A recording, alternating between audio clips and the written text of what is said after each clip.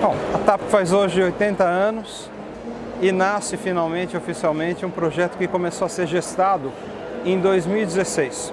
Eu trabalhei como consultor de marketing e comunicação da TAP, porque eu vim junto com a gestão do David Neeleman. E ao entrar lá como consultor, uma das primeiras perguntas que eu fiz foi: onde está a memória da companhia? Me indicaram uma sala que, por sinal, era onde ficava o antigo simulador da Caravela, por si só um lugar já histórico. E lá a dona Adelina Aresis cuidava de um mini museu da TAP dentro da sede da companhia. Ao conhecer o lugar, eu fiquei sabendo que uma parte estava exposta como um museu, mas outra parte era, na verdade, um depósito de memória. Ou seja, havia dezenas de caixas não catalogadas, com conteúdo desconhecido e ignorado. E eu perguntei à dona Adelina, falei: o que tem ali? Ela falou: não sei, Panda. Nós vamos guardando tudo que nos é enviado, mas isso não está catalogado, não é conhecido. Eu fiquei perturbado com isso, falei: poxa, que tesouros não devem se encerrar por detrás ou dentro dessas caixas. Falando com o Abílio, que era o diretor, que era o vice-presidente de marketing na época, Abílio Martins, eu falei: Abílio, posso, no meu tempo pessoal, eu faço o meu trabalho de consultoria, mas adicionalmente eu posso entrar dentro da sala do museu e tentar descobrir o que existe nessas caixas? Ele falou: se for por sua conta, fique à vontade. E de fato ele me deu a chave desse museu, dessa sala de memória da TAP, e por 14 dias completos, das 6 da manhã às 10 da noite, eu abri caixa por caixa, papel por papel, envelope por envelope, documento por documento, e saí procurando tudo que eu pudesse encontrar de valor, com foco especialmente nas memórias iconográficas, nas fotografias, nos documentos, enfim. Eu fui catalogando tudo isso e, ao catalogar, eu fui descobrindo alguns tesouros. Eu fui descobrindo, por exemplo, que existiam os livros de bordo das aeronaves, nos diários de bordo, em que são anotados voo por voo tudo o que acontece. Eu descobri fotos que mesmo os mais aficionados por aviação em Portugal davam como impossível. Por exemplo, um DC-3 C-47 Dakota, Tango Delta Bravo, teve uma vida curta na companhia. Eu falava: existe foto desse avião? A resposta unânime era: não, não existe. E eu encontrei dezenas de outros tesouros. Em resumo, eu passei os próximos 3 meses cuidando disso e devolvi à TAP os originais escaneados, tratados, normatizados, organizados. E com isso eu percebi que eu tinha, de fato, material para fazer um livro com um enfoque diferente. A TAP já tem 2 livros históricos na celebração de 60 e 70 anos. Mas esses livros, eles têm uma abordagem histórica, uma narrativa mais convencional. Falam de pessoas, falam de aviões, falam da história da companhia como um todo. Este livro não. Esse é um livro que fala dos aviões em primeiro plano. A gente deixou em segundo plano as pessoas, a política, os sindicatos, os executivos. E nós focamos em falar nas aeronaves e, através delas, contar qual foi o desenvolvimento ou qual foi o contributo delas na história dos 80 maravilhosos anos da TAP. Sim, bom, eu sou entusiasta da aviação, né, desde criança, então eu já tinha os livros históricos da TAP. Não apenas tinha, como havia lido. E tinha também os livros da Rita Tamaini, que é diretora de comunicação da TAP e de quem eu sou fã. Porque a Rita fez e faz um trabalho de preservação da memória da aviação em Portugal magnífico. Ela, ao longo dos últimos anos, vem entrevistando grandes profissionais que atuaram na TAP, maiormente pilotos, e vem contando a história desses aviadores e registrando para sempre, né, guardando isso em livros, a história desses indivíduos que deram enorme contribuição para o sucesso da TAP. E eu me tornei um fã da Rita. E tivemos, inclusive, a sorte de trabalhar juntos por um curto período. Eu deixei de atuar para a TAP em 2017 como consultor, mas essa ideia do livro nunca saiu da minha cabeça.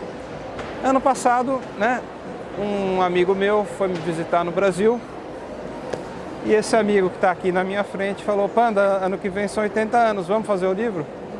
E eu agradeço demais a você, Paulo, porque assim, era uma ideia que estava lá atrás na minha cabeça, você colocou isso em primeiro plano.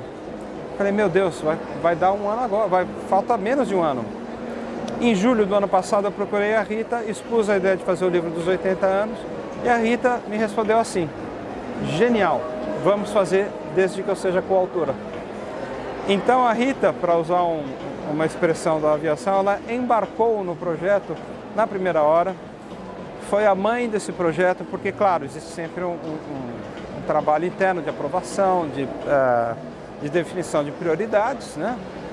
E a Rita não fez apenas isso, né? Ela realmente coescreveu o livro, ela ajudou nas pesquisas.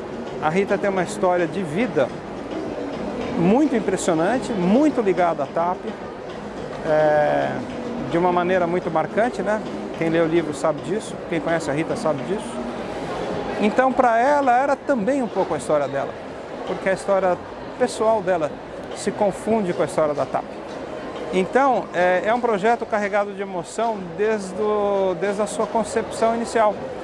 E aí, nos próximos meses, né, eu me dediquei de forma febril a trabalhar, porque eu sou um pouco individualista, então eu fiz o texto, a diagramação, a escolha das fotos, as ilustrações. O livro tem mais de 800 imagens, né? Gráficos de frota, a história individual de cada aeronave. Existe uma foto de cada avião que operou na TAP nesses 80 anos, coisa inédita, em nenhum lugar existe isso, né? Isso não está nem na internet, não está em lugar nenhum. E fomos além, fomos também pesquisar as empresas parceiras associadas da TAP, contar um pouco a história de fatos que talvez os mais jovens não saibam, mas enfim, a atuação regional da TAP, né? Os voos domésticos dentro de Portugal, usando aeronaves de menor porte. Fomos além ou aquém, retratando as empresas que antecederam a TAP, porque a TAP não foi a primeira companhia aérea de Portugal. Então falamos um pouquinho dessas pioneiras, dessas antecessoras, e no final a gente tem uma obra que eu acredito que cubra bastante bem o tema desses 80 anos. Eu te digo, é um trabalho que exigiu muito, eu me senti especialmente desafiado, porque a pergunta é, por que foi escolher o raio de um brasileiro para escrever nossa história? E isso é uma coisa que assaltou a minha cabeça, que me tomou o pensamento o tempo inteiro. E eu falei, eu preciso provar para qualquer pessoa que tem essa visão, de que através do meu amor, da minha admiração pela TAP, pelo povo português, pela nação portuguesa, talvez eu pudesse dar minha contribuição para deixar essa história gravada. O julgamento é de cada um que está nos assistindo, que vai eventualmente ler o livro, mas uma coisa eu tenho a certeza, que é a consciência do dever cumprido. Eu fiz o que dava para fazer, para tentar fazer o melhor livro possível. A Rita muito me ajudou, você me ajudou. Eu pedi ajuda e recebi com enorme generosidade de mais uma meia dúzia de colaboradores portugueses. Então, longe de ser um trabalho individual, esse é um trabalho de equipa. E essa equipa tinha um brasileiro e 8 portugueses. Então, acho que está equilibrado. Enfim, a gente olha para essas imagens aqui, né, e fica pensando no impressionante contributo dessa companhia para a história, não apenas da aviação portuguesa, mas para a história de Portugal. Portugal não seria o que é se não fosse a TAP. A TAP fez e faz a ligação de Portugal com o resto do mundo. Isso tem uma importância incomensurável, né? E assim, as pessoas que às vezes criticam a companhia, parece que se esquecem disso, né? Portugal é um país inserido no mundo lusófono em 4 continentes, através das asas da TAP. Quanto isso vale?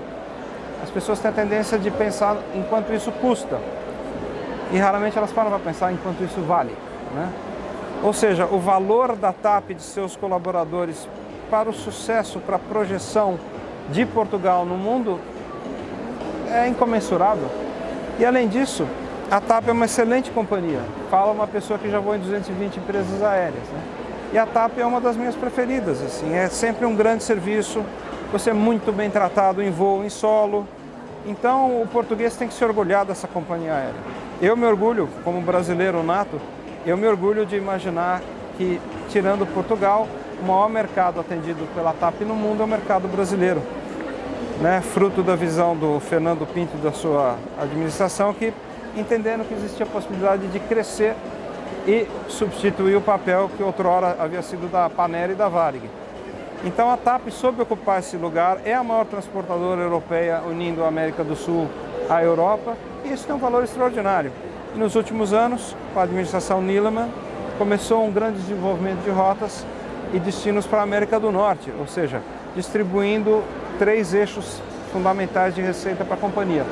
África, que é o tradicional, América do Sul, que começa com a chegada do Constellation em 1966, os primeiros voos da TAP com Constellation para o Brasil, e depois o crescimento, né, a partir de 68, primeira rota para Nova York, crescimento para a América do Norte, que hoje já engloba Canadá, Cancún, vários destinos lá. Então, assim, a gente olha para esses 80 anos, olha para essa obra que a gente espera que faça jus a uma história tão maravilhosa, tão importante, e a conclusão é que vem os próximos 80 anos, porque, como diz Fernando Pessoa, navegar é preciso, mas voar é muito mais preciso.